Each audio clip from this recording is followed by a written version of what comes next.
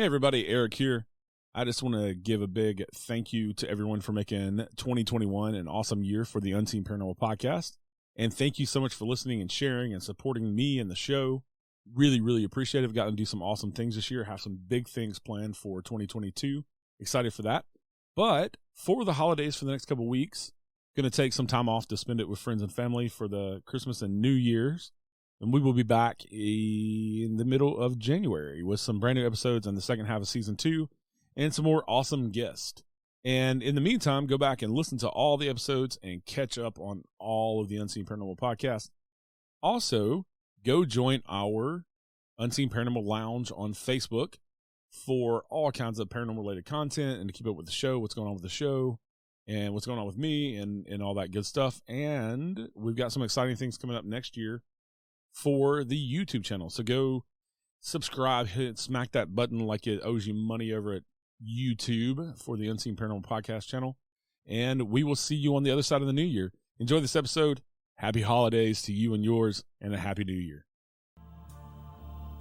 Welcome to another episode of The Unseen Paranormal, where some of the scariest things are unseen. I'm your host, Eric Freeman.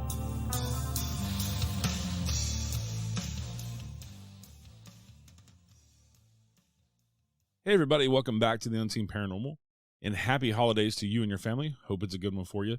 Today we have a special spooky holiday episode. We're chatting with paranormal investigator, podcaster, and author Sylvia Shults. Sylvia is the author of many paranormal books, including Days of the Dead, A Year of True Ghost Stories, Fractured Spirits, Hauntings at Peoria State Hospital, Spirits of Christmas, The Dark Side of the Holidays, and many more. She's also the host of the podcast Lights Out with Sylvia Shults.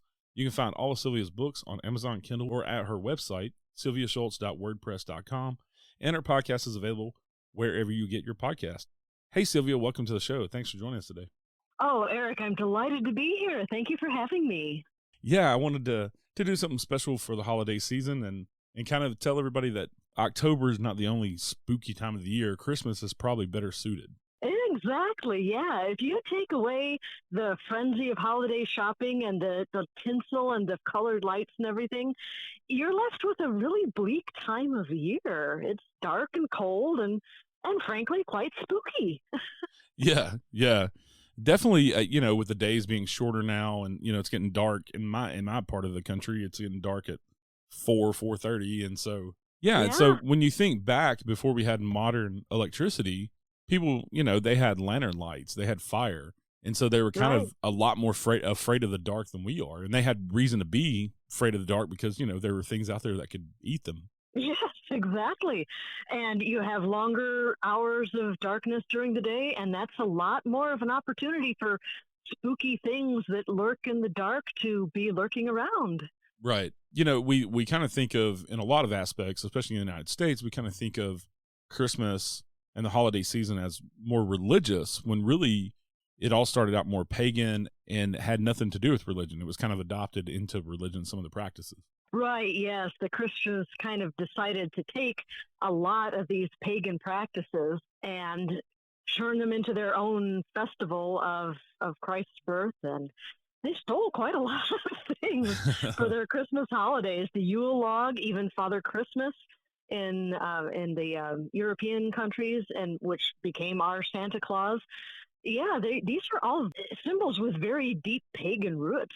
Yeah, and kind of the modern image of Santa Claus that we know was kind of created by Coca-Cola, if I remember my history correctly, and kind of the paintings. Oh, yeah.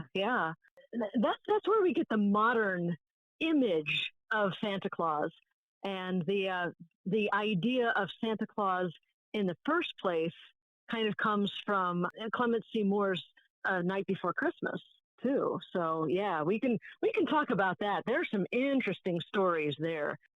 Well, let's go back and talk about where some of the traditions we see now come from, like even back in the Roman days, like Saturnalia and some of those other festivals. Oh, Saturnalia, yes. Actually, yeah. I was a classics major in college, so I was always very drawn to the idea of Saturnalia and the idea of, and that's for listeners who are tuning in. Saturnalia is the Roman festival of midwinter, where the slaves get to dress up in fine clothes and the masters wait on the slaves is very topsy-turvy. And that the idea of switching places carried over into Christmas celebrations throughout the 17th, 18th, 19th centuries in England and in America. So, yeah, that's, again, very deep pagan roots. It's wonderful. And then you had the tradition of caroling, which didn't start out so nice either. Oh, no. There are some really horrific things associated with caroling. In England, there was a tradition called the Wren Boys, where young men would go out and capture wrens, which are these beautiful little birds, and put them in cages and take them around for Christmas caroling.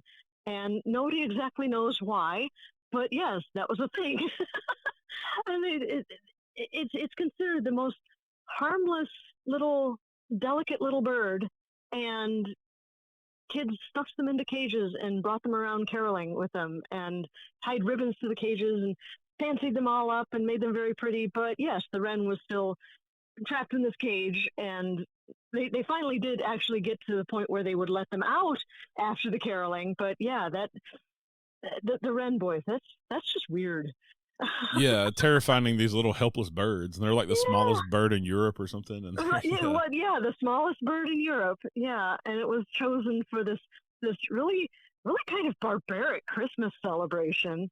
And yeah, you got to wonder what was going through people's heads. It's bizarre. Right. And then you have this tradition of these drunk guys going around and forcing rich people to feed them. Oh, I love that. Okay, so yes, that's exactly what was going on in England and in America. In America especially, people didn't really exchange gifts or anything until New Year's. That was the Christmas celebration was a time to spend with your family, eat good food and everything, but they didn't really do Christmas gifts until New Year's. But what happened at the Christmas season was that these gangs of roughs would go around wassailing and singing Christmas carols, but they were really kind of brutal about it.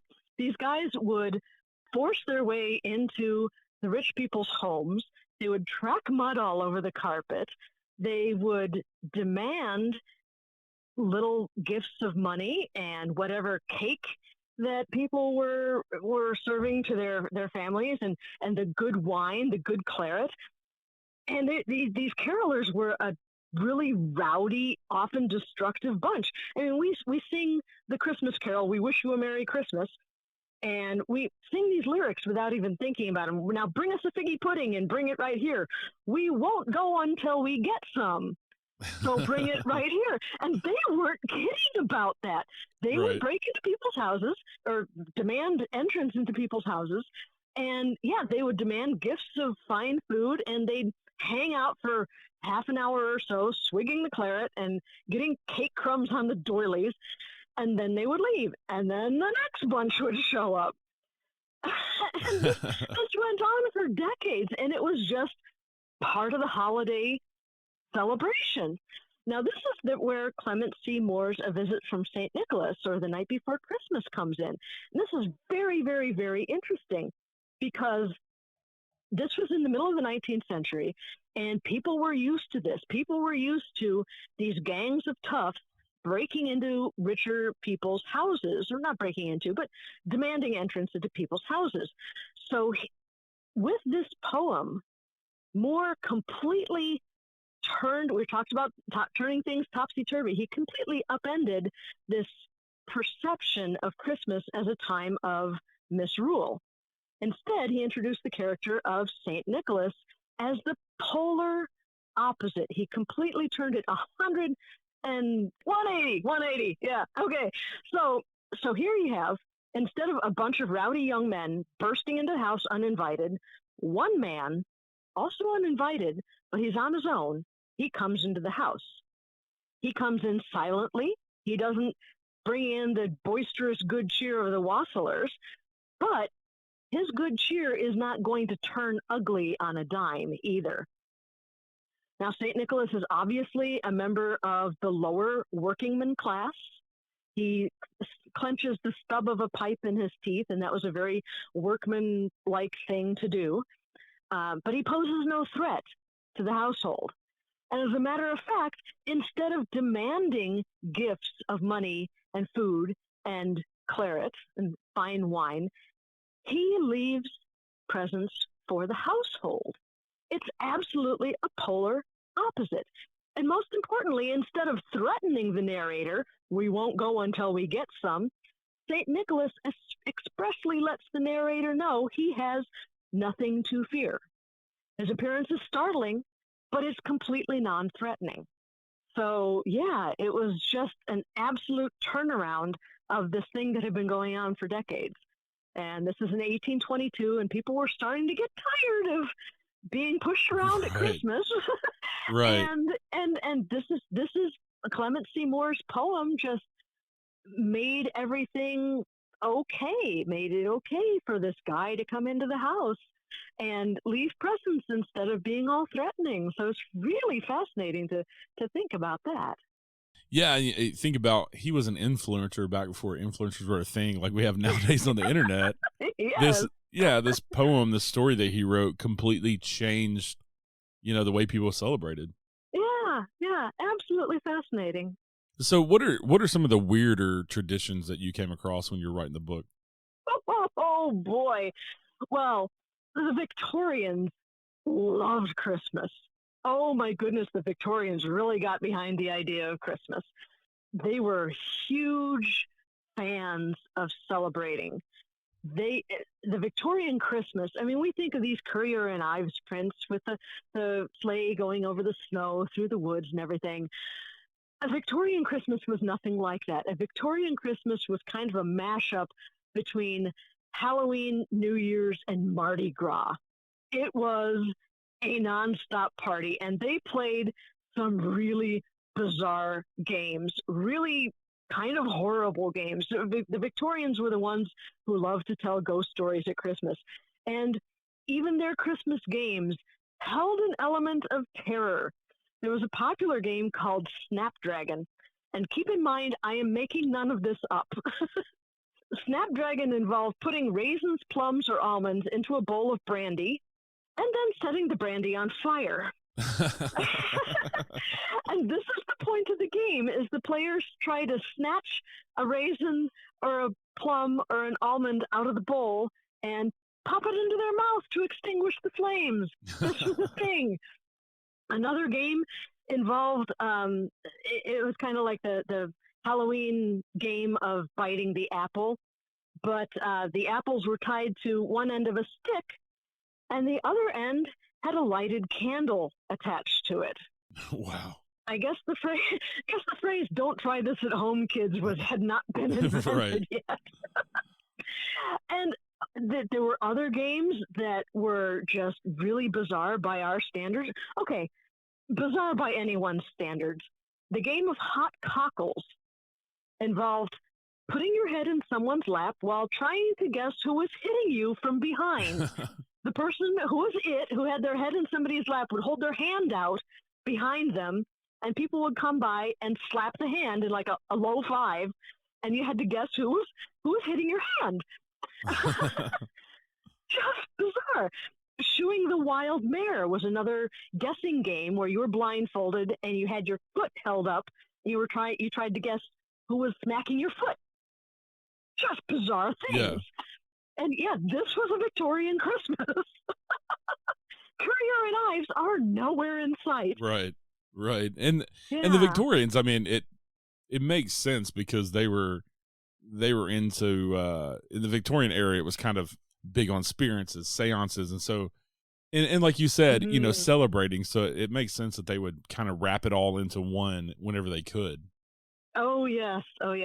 And when all the games had been played and the brandy had been extinguished, they would turn to the ghost stories. And boy, oh boy, the Victorians adored ghost stories. There's a very popular ghost story that it was told so many times and in so many different variations that it kind of evolved from a ghost story into an urban legend. And it's the story of Anne Cope. The bare bones of the story or the myth or whatever is that Anne Cope got married on Christmas Day. And during the wedding celebration, they had the reception, they had the champagne, they had the good food. And after that, Anne suggested that everyone play a game of hide and seek. This was wonderful. They had this huge country manor to play in and lots of hiding places. So everyone scattered to the four corners of the mansion, and Anne scampered to a little used part of the manor house and found a huge oak chest. And she climbed inside and she pulled the lid down on top of herself. And okay, I'm blonde, so I can tell this joke. And what do you call the winner of what do you call a dead blonde in a closet? I don't know. Winner of the 1996 hide and seek championships. This is what happened. Nobody found her, and eventually people stopped looking. And 50 years later, one of the Cope descendants was wandering through this huge old manor house, and they found this big ornate wooden chest.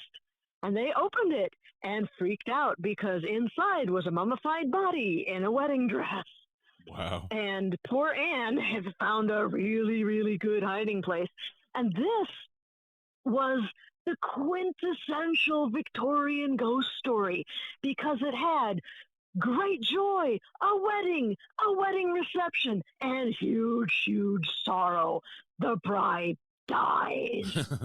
And the Victorians ate this stuff up. They loved it. So, yeah, that is one of the most popular Victorian ghost stories. Yeah, when I read that story in the book, I had so many questions. Because, like, how big is this mansion that they could never find her? You know, and like... Right. Like I said, it edges into an urban legend territory from true ghost story. Yeah, you gotta wonder about they've just stopped looking? Really? They just stopped? Right. Are you sure about that? Yeah. But it's a fun story. Yeah, and also in the Victorian times, you've got one of the most famous Christmas ghost stories that everybody's heard, which is Charles Dickens. Oh yes, The Christmas Carol. Yeah, that was an interesting story in and of itself, because the reason Dickens wrote that was because he had bills to pay. He wrote it for the most unsentimental of reasons. He had bills. He had he had 4 children at the time in October 1843, and number 5 was on the way. And the thing about Charles Dickens is that he had an almost pathological horror of being in debt. His father had been thrown into debtor's prison when Charles was 12 years old, and Charles had to go to work to support the family.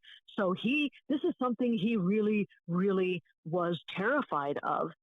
So he needed a project to raise some fast cash, and he had this idea for a story about a miserly old curmudgeon whose grumpy outlook on life is changed by visits from 3 spirits. And he was actually recycling material that he used previously in the Pickwick Papers. But he worked up this idea and turned it into the publisher, and put in Tiny Tim and tugging at the Victorian heartstrings with this sick little child who is just so warm-hearted and everything. And the Victorians ate it up. They loved this story. And this gamble of his, he wrote it in less than 6 weeks. He turned it into the publisher. He had this flash of an idea, turned it into the publisher in less than 6 weeks. And the gamble paid off. The original print run of 6,000 copies sold out within 3 days. And since then, it has never been out of print. Yeah, and I like that you put in the book that he made so much money that his wife and his mistress both were just independently wealthy. Yup. Not too shabby. Right, right. Yeah, and that's a story that everybody knows. And when it comes down to it, yeah, it happens at Christmas, but it's Mhm. really a ghost story. It really truly is. There are 4 ghosts in it, and yeah, it's a creepy little tale, especially at the end with the Ghost of Christmas Future. It's just eerie. Yeah, nowadays we think of these big like Hollywood music productions of it, and it's all happy and happy Yeah. ending. But yeah, it's kind of creepy when you get down to it. Yeah, it sends chills down the spine. I remember reading it in 5th grade, and that creeped me out. I'm not gonna Yeah, lie. one of the weird legends that caught my attention in the book that I'd never heard of before. I was born on Christmas, so my birthday's Christmas, and Uh-huh. I didn't know that there's belief around the world, in some parts of the world, that if you're born on Christmas, then you're more likely to turn into a werewolf. that is That is actually a thing, yes. The theory is that being born on Christmas, I mean, you can't help it. Right, You right. had nothing to do with it. But being born on Christmas is seen as a mockery of the birth of Jesus.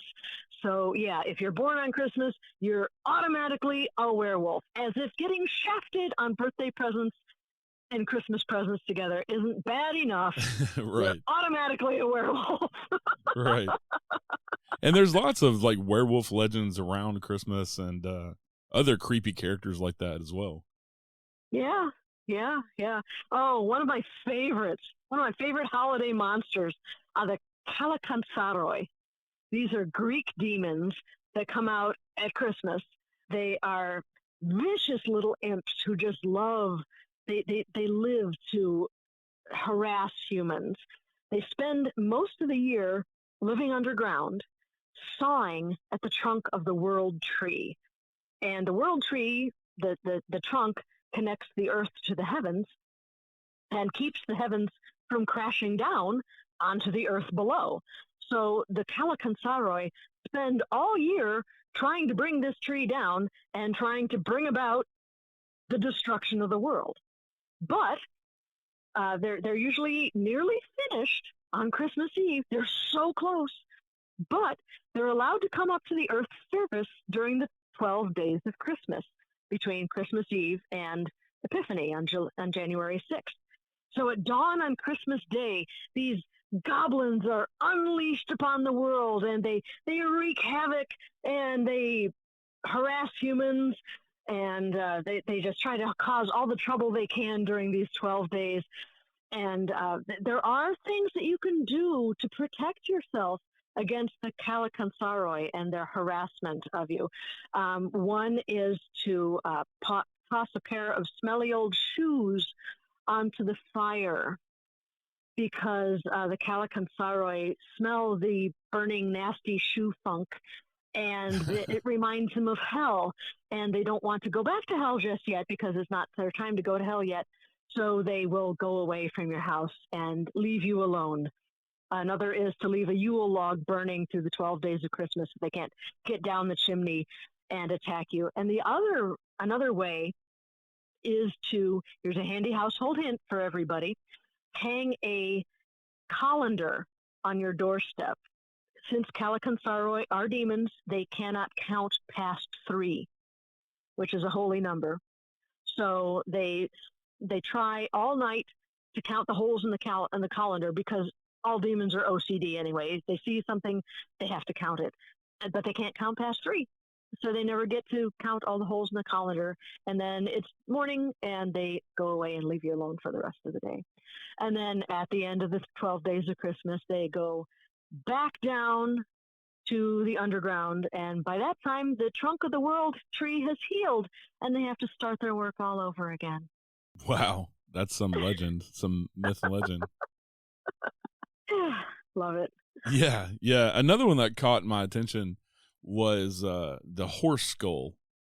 What's up with that? Oh, Marie Lewitt. I have no idea if I'm pronouncing that correctly. It is a Welsh custom. And Marie Lewitt, or the gray mare, is a party animal. Seriously, literally. She is a horse's skull with a hinged jaw, and the skull is decorated with bangles and ribbons with colorful reins on the halter, and it's kind of set on top of a pole and draped with a white sheet, and there's a guy underneath the white sheet holding the pole, and he carries the horse skull around. And the thing about the horse skull is, I'm not going to pronounce it anymore in case somebody calls me out on my horrible Welsh pronunciation, but this horse skull is paraded around the village, and it's kind of like a wassailing tradition. The merrymakers carrying this horse skull go from door to door, either houses or pubs. Hey, why not? And they engage whoever answers the door in a battle of rhyming insults. A Yo Mama fight inspired by Dr. Seuss. And there are verses and verses and verses and verses of these insults thrown back and forth. And the way the game is played, in theory, whoever stumbles first on a rhyme or can't come up with a really good insult loses. But you know what? No matter who wins, the horse skull and all the merrymakers are invited inside for drinks and cake and cookies. So there really are no losers. Yeah, but the theory is that the horse skull is so jolly and terrifying that she'll scare the paste out of any evil spirits that are lurking around. So that's why you invite her in. Wow. It's funny to think that, we look back at these stories and these traditions now, and in, who knows, in 200 years, they might look back and think we have some silly traditions too. Oh, it's entirely possible. Yeah. They'll be like, why did they do that? It doesn't make any sense. Yeah. And the origins of a lot of this stuff is kind of lost to time. So I'm sure there was some sort of, they had, a lot of people had crazy beliefs, back then before we knew a lot more about the world and stuff. But just, it just intrigues me, the history of maybe where some of these things came from. Oh, yeah. I mean, the world has been a scary place for a very long time. And people just came up with these things to celebrate the holidays and to beat back the evil spirits and bring themselves good luck for this Christmas season, for the coming year. Yeah, you do what you got to do, man. Yeah. And some of the other, like, creepier characters, most people have heard of Krampus because it's kind of become a popular culture thing. But what are some of the other darker stuff? Oh, boy. Well, let's see. There's Fraupurcta. She is kind of she's based in Germany and Austria. She's sort of kind of based on an ancient alpine nature goddess. And Fraupurcta can appear as a beautiful young woman or as a withered, wizened old crone. No matter how she appears, you can always tell that it's Fraupurcta because one of her feet is a goose foot. So that's the dead giveaway. She hands out rewards and punishments during the 12 days of Christmas, kind of like Krampus. Good children can expect to get a few coins from her, but lazy folks or misbehaving children are severely punished. Fraupurcta has a vicious streak. If she will reward the virtuous, that's good, but she has a unique way of punishing the sinful. She rips out their internal organs and replaces them with big handfuls of rocks and straw or even rotting garbage. Wow. Yeah. That's pretty vicious. And one of my favorite Christmas monsters or characters, if you will, is Saint Lucia. Now, I grew up in a religious household. We celebrated Christmas. I also grew up knowing that part of my heritage was Swedish. And when I was a kid, I learned about Santa Lucia, and in Sweden, the oldest daughter gets up before everyone else, and she makes these hot cross buns, and she brings them around. She puts on a white dress with a red sash, and she piles these buns on a plate, and she puts on a crown of holly and with lighted candles on the crown. And she serves breakfast in bed to everyone. And I heard about this when I was a kid in grade school. I thought, wow, I'm Swedish. I'm the oldest daughter. This is wonderful. Why don't we do this? This is great. Well, we never ended up doing it, and that's okay. But then I started researching this book, and I found out the true story of St. Lucia. She is the Catholic patron saint of the poor and the blind. Her feast day is December 13th. She lived in Sicily in the late 3rd century AD. She was a devout Christian. She just wanted to devote her life to chastity and charity in the church, but her father had different plans for her. He wanted to marry her off. And her husband would write her letters, disclosing his love for her. And in one of these letters, he happened to compliment her beautiful eyes.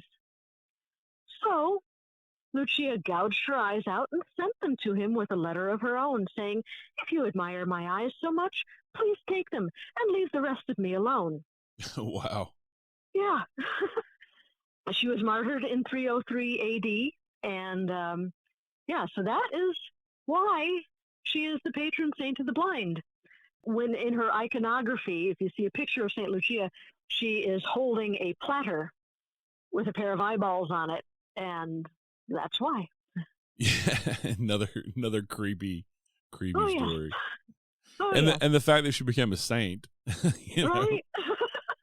Also in the book, you included lots of Christmas ghost stories, and we've talked about a few with the Victorians, but there's even some like up until modern days. Oh yes. This book was just ridiculous amounts of fun to write. One of my favorites. Okay, I'll show you this. Share this one with you guys. One of my absolute favorites in any season. It was one of my favorite Christmas stories, but in any season. This is the story of Number 149 Squadron. In the early days of the Air War in World War II, the Royal Air Force in Britain was kind of getting its butt kicked.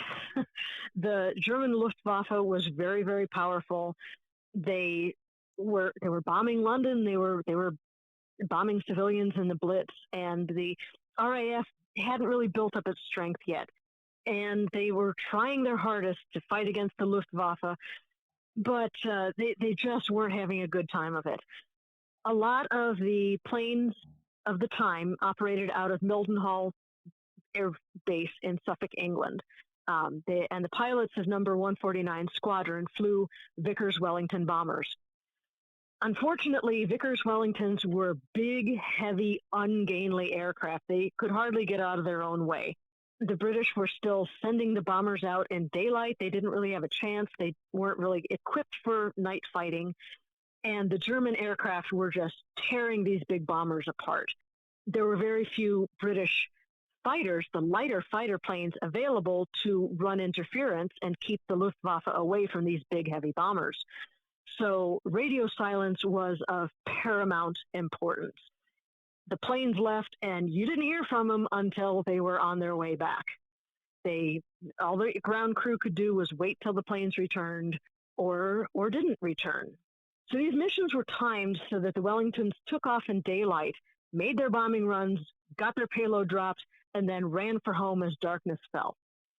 So on December 18th, 1939, we're coming up on the shortest day of the year.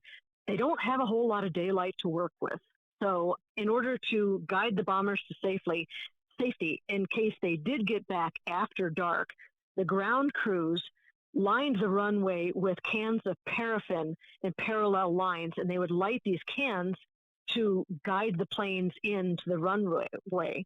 And when the bomber was close enough to start its descent towards the runway, they had the ground crews had this great big spotlight called a chance light, which lit up the runway with this bright yellow beam so the planes could make it down safely. So December 18th, 9 Vickers Wellingtons had taken off from Mildenhall earlier that day. 2 of them developed mechanical failures right away, and they limped back home didn't even have a chance to drop their payload. 7 bombers still out were flying in absolutely wretched conditions. There was heavy cloud cover, it had started to snow, and the temperature was well below freezing. One plane straggled in at just past 5 p.m., starting to get dark already. 2 more followed. That left 4 bombers unaccounted for in the growing winter darkness. The snow kept falling. It started coming down more heavily. Clocks ticking. The late afternoon gloom is fading to full night. And now the bombers are more than an hour overdue. And the ground crews are really starting to get concerned. They've set up their chance lights. They're ready to fire it up. They've got the paraffin lanterns all ready to light, bring the planes in safely. But they had the sinking feeling that these 4 planes were just gone forever. Half an hour more passed. Then an officer heard something, and he lifted his head. He was listening, and he could hear a sound in the hush of the falling snow. And the rest of the ground crew perked up, and, oh, we can hear it too. A plane is definitely on its way to Mildenhall. But something was wrong. As they're listening, they realize they can't hear the smooth drone of a Vickers' 2 powerful engines. Instead, they hear this choppy, choking cough. And this is a plane in serious distress. They can tell, the mechanics can tell. They can tell also that the plane coming towards them was not a Vickers Wellington. So they give the order to light the flares. The paraffin lanterns light up. The runway is all illuminated. They fire up the chance light, and it's bathing the runway in a yellow glow. And the ground crew stands watching this plane come in. The plane coming towards them was an ancient, fragile contraption. Frayed fabric flapped, taut wires hummed in the cold wind, and 2 rotted bicycle tires spun on the plane's undercarriage. Tattered canvas surrounded the open cockpit of an FE-2 from the early days of World War I. The stunned ground crew stared at the pilot. They could see the pilot in the cockpit, the open cockpit of this World War I biplane. They could see his goggles. They could see the scarf around his neck. And the pilot stuck his hand, clad in a glove, over the side of his cockpit window and dropped something onto the tarmac, and it fell. Tink, tink, tink, tink, tink. And then he fired up his engine and flew off into the darkness and into the snow. One of the mechanics ran over to the object the pilot had dropped, and he picked it up, and it was a wrench with a piece of paper wrapped around it. The mechanic unwrapped the paper, and all the men crowded around to read the handwriting. And the note said, Wellington aircraft N2961 was down. Not shot down over the continent, where the crew would have had a chance to escape or be taken prisoner. The pilot of that plane had coaxed the Vickers bomber as far as he could, trying his darndest to get back to Mildenhall, but the valiant plane had lost its struggle over water. The bomber had gone down in the sea, 40 miles from the nearest air-sea rescue outfit. That plane and everyone on board was lost. So, why did a relic of a bygone age appear in the skies over Mildenhall to deliver the tragic news? Well, in the Second World War, number 149 Squadron flew Vickers Wellingtons out of Mildenhall, and a generation before, British pilots pioneered the air war, flying from airfields in France. Number 149 Squadron, flying in the First World War, flew FE-2 biplanes. Wow. Yeah. Yeah, that's pretty incredible story. I love it. Yeah, that's a great story. And how do you explain that? Like you said, right? like all the detail that they saw and all that stuff. Yeah. Yeah. Just amazing. All right. Well, I'm so glad you came on today. I've really enjoyed it. What do you have going on now, and what do you have coming up here soon? Well, I have just released my most recent book. It is called Days of the Dead, A Year of True Ghost Stories. That came out earlier this fall. And I decided to make a calendar to go along with the book. So I have a 2022 Days of the Dead calendar available. And for each month, I have a story from the book to add a page to the calendar. You can get those calendars if you go to my website, sylviashults.wordpress.com. That's SHULTS. There's a contact me button at the top of the site, and you can send me a message and we'll get you set up with a calendar. They're $18. Awesome. That's not something you see a lot with in the paranormal. Is calendars. Yeah, and you get a different story every month, and yeah. And I know I'm no Australian fireman shirtless or whatever, but right. It's a cool little calendar. You get 12 ghost stories, so right. Yeah, that's pretty fun. Yeah. And also they can find you. Not only have you written the nonfiction paranormal, but you have quite a few fiction paranormal books as well. I do, yes. Back in the day, I used to write horror and romance. I know, fine line between the two. But there are, my fiction is available on the website too. Those links go to Amazon, and you can also get my books at bookshop.org. And when you do, a part of your purchase price goes to fund independent bookstores, which is really, really neat. Yeah, that's awesome. Yeah. Yeah, I love causes like that. Like I do a lot of events throughout the year to help historical locations.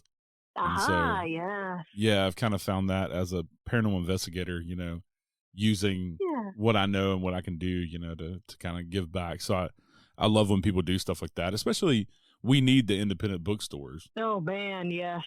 They're struggling. I mean, everyone's struggling with the pandemic, but right. Indie bookstores, that's a really good cause. So I encourage people to look for my books on bookshop.org. All right, Sylvia. And like she said, you can find all of her stuff at sylviashults.wordpress.com. And of course, you're on social media, on Facebook and other social media. I am indeed, yes. But yeah, everybody go out, check out the books. And the one that we've been talking about today is Spirits of Christmas, The Dark Side of the Holidays. I thoroughly enjoyed it. I thought it was great. I'm one of those people I think that, Halloween is not the only time, like October is not the only time, the spooky month. It's, paranormal is here year round. Absolutely. So. Yeah.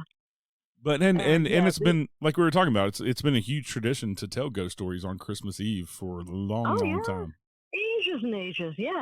And people are getting back into it. People are remembering this Victorian tradition. And I think Ghost Stories on Christmas is making a comeback, which is a wonderful thing. It's a great pastime to sit in front of a roaring fire with a cup of hot chocolate and just scare yourself silly with ghost stories. I'm so glad it's making a comeback.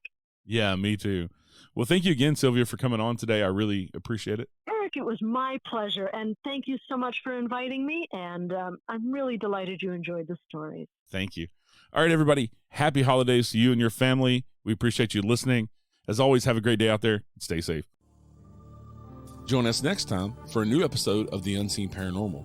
Until then, head over to the Unseen Paranormal Lounge on Facebook for all the latest updates and discussions about the show. You can also find us on Instagram, Twitter, or at unseenparanormalpodcast.com.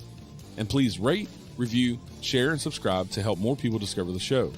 The Unseen Paranormal Podcast is proud to be the ambassador for paranormal for Verbal.com. A big thank you to my friend Chris Lips for the awesome theme music. You can find more of his music on Apple, Amazon, or Spotify. And as always, thank you for listening. You have come to the end of the line. Whoa. I can feel you as you pass the other side.